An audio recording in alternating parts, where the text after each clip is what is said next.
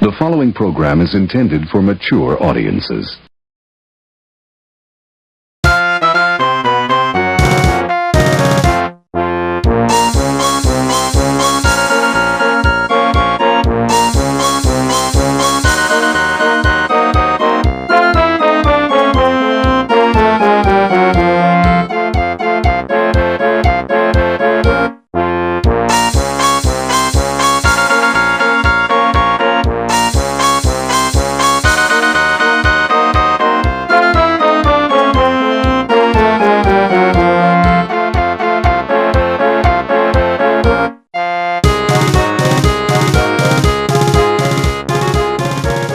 Greetings, one and all. I thought to create this several years ago, at the height of the debacle, but other matters were more pressing, and I was certain this lurid subject would be taken up by others, so I didn't soil myself with such dross. Yet to date, not a single documentary has been made. This is unfortunate, for the facts are scattered throughout many sources, and words can only convey so much. Therefore, this video was created to help cast light on a somewhat shadowy group, the Royal Order of Jesters. Many viewers are probably thinking, the Jesters? Again? Listen, pal, that stuff was over and done with years ago. The Jesters have since cleaned up their act. It was a minority of courts to begin with, and besides, the Jesters aren't really Masonic, so what does it matter anyhow? I would be inclined to agree, if all that were true. But this does not appear to be the case, as we shall see. Also, let me state at the outset that although many of the activities we shall be recounting are indeed illegal, it is my opinion that most of them should not be. So let me be perfectly clear. The basis of the criticisms we shall hear is not that these things are illegal, but rather that they are un-Masonic. For a Masonic organization to behave like the Jesters defies all claims of what Masonry is supposed to be about. So to begin with, what is Freemasonry? Freemasonry is often described as a system of morality, veiled in allegory and illustrated by symbols. Aspiring Masons work to advance through different levels of initiation, known as degrees. Many Masons never transcend the first 3 degrees. Known as the blue degrees, these constitute the cornerstone of Masonry and contain various morality lessons, which the tools have come to symbolize. The compasses, for example, are supposed to remind the Mason to circumscribe or compass his passions, and the square to remind him to be fair and honest with others. In Morals and Dogma, Albert Pike gives this poignant description of the fraternity. Freemasonry is the subjugation of the human that is in man by the divine, the conquest of the appetites and passions by the moral sense and the reason, a continual effort, struggle, and warfare of the spiritual against the material and sensual. Unbeknownst to most of their critics, many Masons truly strive for these ideals and are respectable, upright men. Upon reaching the 3rd degree, one becomes a Master Mason, and as such is free to pursue further degrees in various affiliated bodies, such as the York Rite or the Scottish Rite. These extra, so-called high degrees also contain morality lessons, explain various mysteries, and are generally considered to be an extension of Masonry. One such affiliated body is known as the Shrine. In order to ensure a select class of men to compose its membership, the Shrine was reserved exclusively for those Masons who had climbed to the highest rungs of either the York or Scottish Rite. Due to declining numbers, however, the rules were relaxed in 2000, allowing Master Masons to cut class and enter the Shrine without further ado. Begun in 1871, the Shrine was first known for its circuses. Since 1920, however, the Shrine has distinguished itself by helping disadvantaged children. This was inaugurated during an imperial session in Portland, Oregon, when Noble Forrest Adair stated that, while the Shrine had been materially successful, it had not contributed to the welfare of the community, as did the Catholic Church. Arguing in favor of the proposed hospitals, he said, "While we have spent money for songs and spent money for bands, you cannot put your finger on a thing that I know of that has been done for humanity that can be credited to the Shrine as an organization." Don't worry, he said, if the hospital committee devote themselves too much to the Catholic children and the Negro children, we can fire them and get another committee. Magnanimously offering to refund the fee of any Shriner who objected, he turned the tide of dissension and the project began. Aside from charity and all that clowning around, the shrine has another, more serious raison d'etre. During initiation, the candidate is told the following: "We are exponents of a vigilance inquisition to promptly execute and punish the malefactor, the thief, the murderer, the despoiler of innocence and virtue, the violator of obligation, and desecrator of the Masonic vow. To arrest, judge, and execute within the hour, and thus take the law within our own grasp, and summarily punish the malefactor. The day is not far distant when the name and the escutcheon of the nobles of the mystic shrine will strike a pallid terror to the wild devouring element of crime, and the thankful prayers of the unprotected will attest the justice of our cause." Amongst these noble men lies a hand-picked group, the invitation-only Royal Order of Jesters. These must be Shriners in good standing, and must have rendered some outstanding, conspicuous, unselfish service to their temple in order to qualify. Whereas other Masonic orders have some animal for a mascot, the Jesters have a little man, the Hellequin, whom, during initiation, they are made to salute by kissing it upon the rear portion. Jester lodges, known as courts, admit up to 13 initiates per year. Groups of initiates are termed a class, and are given colorful names, such as Spellin's Felons, or Larry's Loafers. The Jesters declare as their sole object the creation of good fellowship through the medium of gaiety, frivolity, and merriment. Its creed, wit and humor without malice, playfulness without destruction, and hilarity without vulgarity, within the context of members' Masonic obligations and community standing. This gay frivolity, known as mirth, is central to the order. Thus its motto, "Mirth is King." A hallmark of Jester functions is their performance of an elaborate ritual known as the Book of the Play, after which they receive a certificate declaring them subjects of their new king, the King of Mirth, His Majesty, King Momus. Momus, or Blame in Greek, was one of the sons of Nyx, or Night, who also gave birth to doom, death, deceit, misery, old age, and strife, though she did give birth to friendship, so let's not be too hard on her. Momus is an interesting character to venerate. A minor deity, Momus was the Greek god of mockery, blame, ridicule, scorn, complaint, and stinging criticism. Apparently, he spent his time ridiculing all the other gods, going so far as to call Zeus a violent womanizer. Eventually, the gods grew tired of this accuser of the brethren, and he was cast out of heaven. His demeanor, however, earned him a place as the god of satire, and thusly of writers and poets. This softening of his nature apparently progressed, for when the Romans got him, the story became, Momus, the son of Somnus and Nox, was the god of pleasantry and wit, or rather the jester of the celestial assembly. For, like other monarchs, it was but reasonable that Jupiter too should have his fool. We have an instance of Momus' fantastic humor in the contest between Neptune, Minerva, and Vulcan for skill. The first had made a bull, the second a house, and the third a man. Momus found fault with them all. So this much is consistent. Momus' role in both cultures was that of a critic, if not a nitpick. One can only imagine what Momus would say about the Jesters if given the opportunity. After all, he criticized Aphrodite for nothing more than being talkative and having creaky sandals. Therefore, I find it only fitting to dedicate this documentary, in a spirit of mirth, to Momus. Long live the king! So who are the Jesters, and what are they about?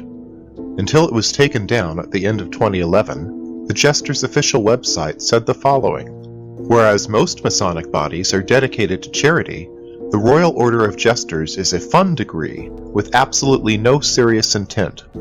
Their internal documents describe them as a luxury organization for only those who can qualify and who can afford it. The public has typically heard little about the Jesters, other than the occasional blurb in the press, usually mentioning little more than the name of the group. One article from 1947 described the Jesters as a fun-loving group whose members like to get together occasionally for a little mild drinking.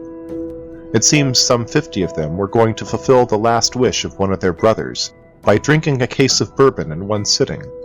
Another article from 1951 calls them a subdivision of Shriners who live only for the next prank. Over the years, however, rumors began to emerge about the Jesters and the wild parties they allegedly threw. Then, in 1989, something happened. Few people know that their activities were publicly exposed some 24 years ago when a certain Miss C was arrested by the federal government for allegedly running a prostitution ring. This, however, was no ordinary prostitution ring, but rather a group of jesterettes, or jester girls, that were servicing fraternal events across the country. Her court testimony was astonishing. Describing the Jesters as a fun-loving and hard-partying offshoot of the Shrine, Miss C said that jester parties were always guarded by elaborate security to keep away outsiders, that guests were fitted individually with color-coded wristbands, and that armed police officers, sometimes uniformed, were paid $20 to $30 an hour by the Jesters to protect these events, with full knowledge that illegal gambling and prostitution were happening right in front of them. She told of one event in Birmingham, Alabama, where an entire hotel floor was sealed off for the girls, with a shotgun-wielding SWAT officer guarding the elevator, and how at another event in Chicago she was actually driven from one location to another by a sheriff's deputy. Upon inquiring about the need for such heavy security, C was told that a few wives might be prowling around trying to cause trouble. The government did not deny these allegations, their prosecuting attorney portraying her as the manager of a prostitution ring that serviced fraternal conventions across the country. Her attorney, on the other hand, portrayed her as a victim of the Jesters. "Those Jesters, they're not the victims. They're carrying on to this day," he said. C, who had previously quit prostitution, was lured back into the trade at a Shriner convention in Milwaukee. She had been approached by the Tripoli Shrine to do some legitimate modeling in some of their skits. Once she arrived at the convention, however, she realized it was no innocent affair. She said there was illegal gambling going on, and that a hospitality room had been set up with topless waitresses, 2 of whom she recognized and knew to be prostitutes. C testified, "One of the fellows pulled me aside and said, 'I know where you can make a lot more money than the few $100s we're paying you for the skit.'" That, she said, was how she learned about the Jesters, whom, she was told, were having a convention in Chicago the following August. The Jesters sent her a written invitation early that summer, she said, asking her to bring along another woman. C said they had to send in photographs and attend a security meeting, otherwise it was, "Don't show up." It was slow starting with the Jesters, she testified, because other girls had their preferences of events. But later that year, she became one of the veteran Jester girl who had taken a liking to her. Of the Jesters, C testified that many of the Jesters are well-to-do businessmen, mayors, and aldermen. According to the federal government, between 1984 and 1988, C dispatched Jesterettes not only across the country, but to London, Mexico, and many other far-flung locations. C, however, denied these allegations. After saving up a cool $250,000, C was preparing to quit the business and marry her new boyfriend when she was scooped up by the feds, who, of course, confiscated everything. "I had a nice little nest egg saved," she said. "Now it's gone." So what became of all this? It sure had all the makings of a major scandal. Nothing.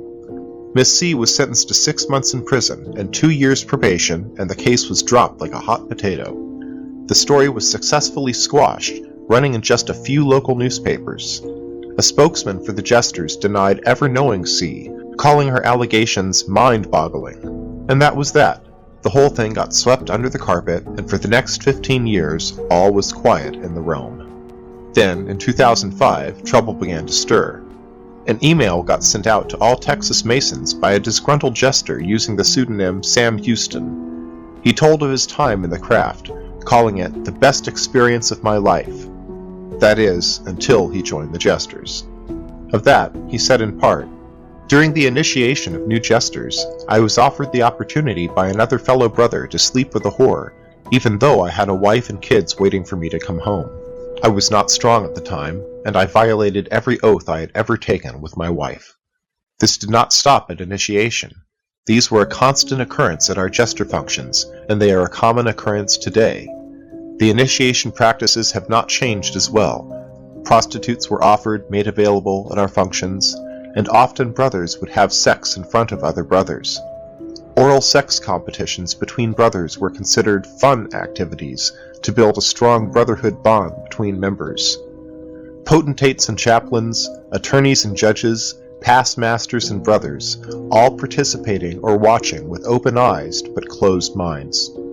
I often felt ashamed of what I was doing, but the pleasure outweighed the guilt.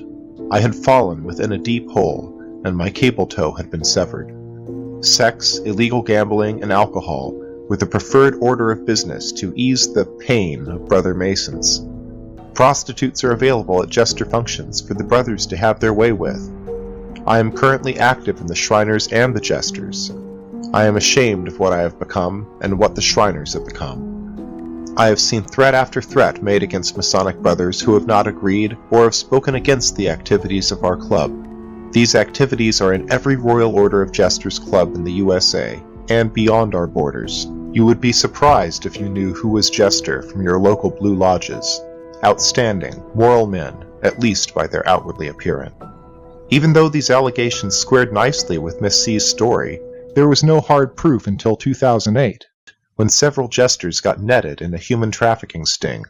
A federal investigation into a massage parlor that utilized illegal Asian immigrants as prostitutes revealed a judge and a retired police captain, both Jesters, amongst its clientele. Investigators further discovered that these men had transported at least one of these prostitutes across state lines to work at Jester events, which one U.S. attorney described as complete sexual debauchery. In the end, 3 Jesters pled guilty to human trafficking, and a 4th to concealment of the crime. Ronald Tills, a former state Supreme Court justice who had been working part-time as a judge for the Court of Claims, John Tropridge, a former police captain, Michael Stiebick, a law clerk who worked under Tills, and a 4th Jester, Michael Lisinski, who brings Miss C's story to mind. A sheriff's deputy, he admitted transporting approximately 6 or 7 prostitutes to a hotel in Niagara Falls, where the National Book was being held.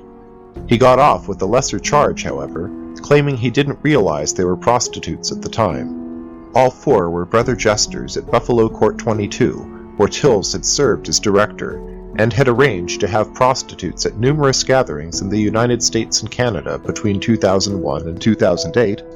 Till's plea agreement reads in part, "The defendant and the government agree to the following facts. The defendant, Tropridge, and Stiebick specifically transported a woman from the Western District of New York to Kentucky, intending for the woman to engage in sexual intercourse and other sexual activity in exchange for money with members of a men's organization of which these men were members. This organization maintained chapters throughout the United States, including Western New York, and it was the custom of these chapters to host periodic meetings, usually on weekends, for their members. At most of these meetings, some members of the organization would be tasked to arrange for the presence of women at the meeting for the specific purpose of utilizing the women to engage in sexual intercourse and other sexual activity with the organization's members in exchange for money. The parties further agree that in or about spring 2006, the defendant arranged for the transportation of women from the Buffalo airport to the organization's national meeting, then being held in Niagara Falls, Ontario, Canada. The defendant agreed with representatives of the national organization that he would see to it that members of the Buffalo chapter of the organization would get women from the Buffalo airport to the hotel in Niagara Falls, where the meeting was being held. Tills also admitted to lining up girls for Jester events in other locations, including Florida and Pennsylvania. In sentencing Tills, Judge Scretany noted his leadership role in the community, calling him a real-life Jekyll and Hyde, a respectable role model on the one hand, and a man who victimized vulnerable women on the other. Coco was a real victim in this case, he said, and regrettably, she's not the only one. Scretany described Coco as an illegal immigrant who barely spoke English and was sold into sexual slavery as a young woman. Coco, he added, was transported by Tills across state lines to serve as a prostitute at a Jesters convention in Kentucky. The judge also chastised Tills for engaging in a sexual relationship with a woman whom he had previously sentenced as a judge and then recruiting her to work at a Jesters convention. I view, and I think society views, this as particularly disgraceful, Scretany said. Despite Till's open admission that he agreed with representatives of the national organization, he would see to it women got to the hotel in Niagara Falls for the national convention, Gary Martin, the royal director or president of the Jesters, claimed that such conduct is never condoned by the national leadership, and that the presence of prostitutes at Jesters gatherings is something that only the Buffalo chapter engaged in. We believe that this is isolated, inappropriate, indeed illegal conduct by only an extremely small fraction of our membership, he said. Some former Jesters disagree. J.L. Edwards said he belonged to the Jesters for 7 years, ending in 1998. Edwards told the Buffalo News the incidents he witnessed included prostitutes walking around parties, wearing only panties, soliciting Jesters to meet them later in their hotel rooms, sex contests involving prostitutes and Jesters members performing in front of large groups of Jesters, and off-duty cops in uniform making sure that no non-Jesters entered the rooms where such activities were going on. You had prominent people at these books, he said. Ministers, police chiefs. It's an elite group, people like Judge Tills, Edwards said. Another former Jester, Malcolm Mutt Herring of Montgomery, Alabama, came forward and said, I quit the Jesters more than 20 years ago, and this kind of thing has been going on at least 40 or 50 years. I quit because I don't drink and I don't mess around with other women, other than my wife. Going to one of their events was like going to a whorehouse. Next, we shall hear a partial interview with 2 Jesters who wish to remain anonymous. What did you see at the parties? Drinking, gambling, pigeon shoots, prostitution, sexual hazing? I could write pages on these subjects. Oral sex contests, high-stakes poker, lots and lots of drinking, porn movies running 24/7 in the hospitality room. What would you tell the other Jesters if you could? Enough is enough. End this. We can have legal meetings without all of this. Quit lying to your wives and uphold your Masonic vows. A Mason is pledged to be a better man, not a drunk, gambling womanizer who's fooling the IRS. It's not the organization I thought it was when I joined. I thought it was for leaders in the shrine. I never visualized that things like this were going on because of our Masonic oath that says we're not to have intercourse with anyone but our wives, and that is what it boils down to. I thought it was an up-and-up organization, but I found out that it was not. Another interview with the wife of a Jester is worth recounting. You are married to a member? Yes. How long? Married 35 years. Was there a pattern of behavior changes as your husband got more and more involved with the Jesters? When he first got involved with the Jesters, I thought it was the best thing for him. He met many, many men who became close friends. They have a saying, there are no strangers in the realm, just friends you haven't met.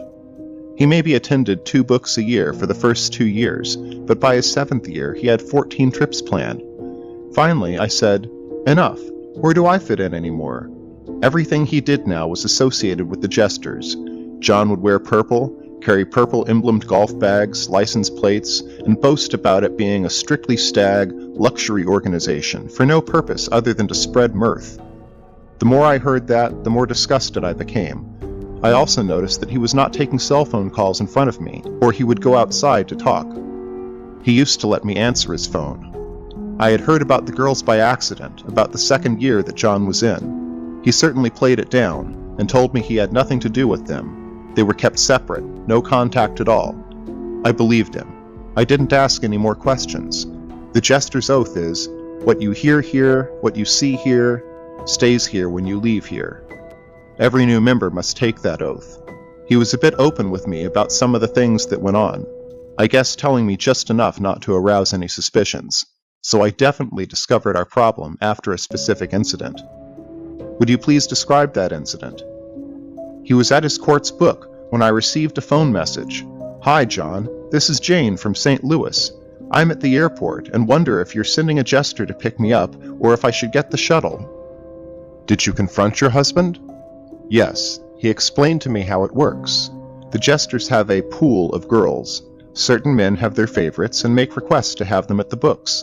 it's up to each court's director to assign the job of inviting the girls, a number based upon the number of attendees. They also have a doctor who checks the girls' papers. From what you found, please describe what goes on at these jester functions. Other than girls, there's a lot of high-stakes poker, low-stakes gin, and 24-hour hospitality rooms. The initiation involves stunts, which I know include nudity, but I don't know much about it. John says they don't involve the girls anymore. They also provide sightseeing, golf, etc. There's a lot of good stuff going on. They end with a black tie royal feast on Saturday night. Now there is an edict from Jester headquarters that no girls may be at any of the books. The guys were sweating it out, not only that the wives would find out, but also the authorities. Is this true? Have the Jesters cleaned up their act? Perhaps a bit. In August 2008, a directive was sent out to all local chapters, forbidding the following conduct during initiation ceremonies. Any type of physical brutality, such as whipping, beating, striking, branding, electronic shocking, or placing of a harmful substance on the body. Also included were sleep deprivation, exposure to the elements, confinement to small spaces, or other activities subjecting jesters to an unreasonable risk of harm. Although the jesters claimed they were just trying to cover their billiken with this directive, such hazing is hardly unknown to the shrine. A lawsuit from 1989 revealing that electrified mats and benches were still employed, in some temples at least. But what of the girls? After all, it's not like the feds suddenly found out about this in 2008. They've known all about it since at least 1989, if not before, so they're clearly not after the jesters. Judge Tills and the others simply happened to be in the wrong place at the wrong time. Nonetheless, it sent shockwaves throughout the organization. At the National Book in 2009, Royal Director William Siders addressed the Assembly. We all know that in the last several years we've had some major problems. We have done everything humanly possible over the last 2 years to protect you and the realm, and shelter you from things that are happening. If we ask you to do something, or we suggest that your court not do something, or do something a little different, please listen to us. We hope this is all coming to an end. It will never be the same. I am asked that all the time. It will never be the same. We will do everything humanly possible, but please support our decisions, and please respect the work we're trying to do for you, and will keep us all out of trouble. So it seems the parties aren't quite as wild as they were, but how much has really changed? Apparently, not a lot. Though this, now infamous t-shirt has been removed from public sale, Jester invitations still make it clear that these are stag-only events. While most all of them flaunt the drinking and gambling, some depict Jester girls in rather compromising positions, and others advertise the 24/7 pornography spoken of earlier, along with other man fun. And there's lingerie shows in hotel rooms, and outings to places like Hooters. "These cocks are out of control," reads the advertisement for this pheasant hunt.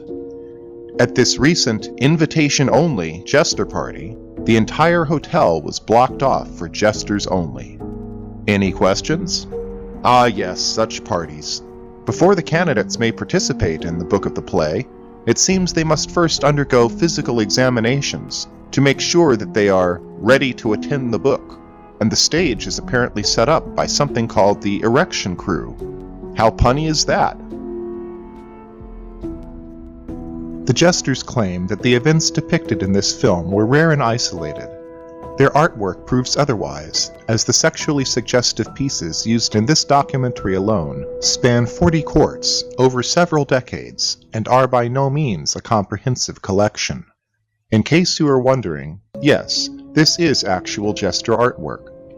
Aside from these pictures right here, and that's that, the rest is official ROJ artwork. Now I don't wish to mislead. The majority of Jester artwork does not have bizarre sexual imagery. Most of it is rather benign, and often falls into several themes. One of the most common themes is a Jester or a billiken riding atop something or other, be it animal, insect, mechanical device, or just about anything else. There is probably a pin somewhere with a billiken riding it. See no evil, hear no evil, speak no evil is a popular theme, and for obvious artwork. Now I don't wish to mislead, The majority of Jester artwork does not have bizarre sexual imagery. Most of it is rather benign, and often falls into several themes. One of the most common themes is a jester or a Hellequin riding atop something or other. Be it animal, insect, mechanical device, or just about anything else, there is probably a pin somewhere with a Hellequin riding it. See no evil, hear no evil, speak no evil is a popular theme, and for obvious reasons. Often, there is a fourth character pictured, but what is that supposed to represent? This picture provides us that piece of the puzzle, though honestly, knowing these guys, what else would it represent? Mooning is another theme you see quite often in Jester art.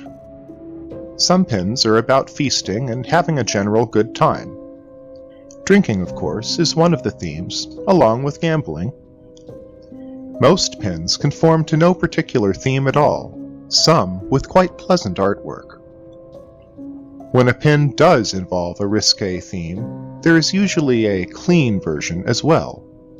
For example, there are quite a few pins depicting animals in a procreative position, but there is generally an alternative pin depicting an unpartnered animal. Some of these pins are utilized by multiple courts as well, such as the buffalo pin, which came in an unmarked version suitable for any jester, and a stamped version, utilized by Court 136 as well as the now infamous Court 22, and likely by other courts unknown to me. Another popular theme is the glorification of negativity. Court directors depict themselves as devils, or pins will include a devil of one sort or another. This handsome devil is available in silver or gold tone. Many pins depict the director with a sinister expression, or some other indication that they have given themselves over to the dark side. Jack Wong is simply going the Wong way. Jack is an Oriental jester, which is something of a rarity. With minimal exception, jesters tend to be white, very white. White enough even to tell racist jokes in their national meeting, which we shall see evidence of later. Some pins have a common criminal, or even a gangster theme.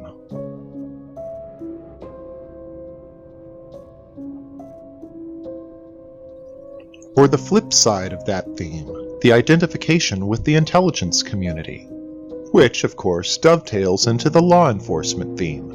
A number of pins depict law enforcement of one type or another, which is not surprising given that the jesters commonly work with, or actually are, the local law enforcement. Here's a combination of the law enforcement and the sexual themes, the Texas Ranger. Here's another, Balls Busters. They also went by the name Ball Busters. Incidentally, so did another class from Court Number 6. Then there are hybrids of the gangster theme and the sexual theme, like this pimp gangster pirate here.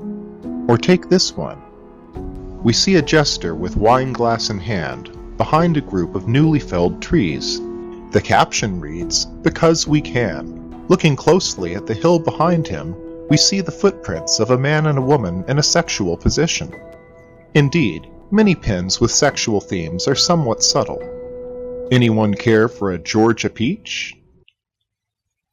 How about this one? In case you didn't notice, it's a condom, and the class is named Dick's Protectors. Happiness is a drunken pussy cat? There's the strange jockstrap theme. Shanahan's stiff pizzles? I'll give you one guess what a pizzle is, or you could just look it up. Alright now, straighten up and stand erect. Jesters are well educated. They even speak Latin. See? They're also well versed in physiology. This pin seeks to inform about the birds and the bees, with a lesson on pollination. Hey everyone, here comes Willie the Clown. Pins like Johns, although having double meaning, clearly imply that these men employ prostitutes. The Los Angeles class from 1967 was simply called the Johns. In 1981, it was named Royal Johns. It's likely that the other Jester pins depicting a toilet carry the same implication. Here's another with double entendre. Jack's jewels. At first glance, Jack sits surrounded by jewels. But are those Jack's jewels? Or are Jack's jewels down below? Hershey's with nuts? Whiners whining wieners? Oh, look, he's got another drop coming out of his head. Ah, yes, the old wiener theme. There's one a Jester can identify with, and indeed they do. Jesters love such innuendo. Can't beat Bob's meat. Now there's a loaded statement for you. What monkey business is this? Oh, he must be adjusting his jewel. Here, kitty, kitty, kitty, kitty. Jim Kennedy had an interesting pin. It was made in 2 parts, so his nose could swing from side to side. Clever, eh?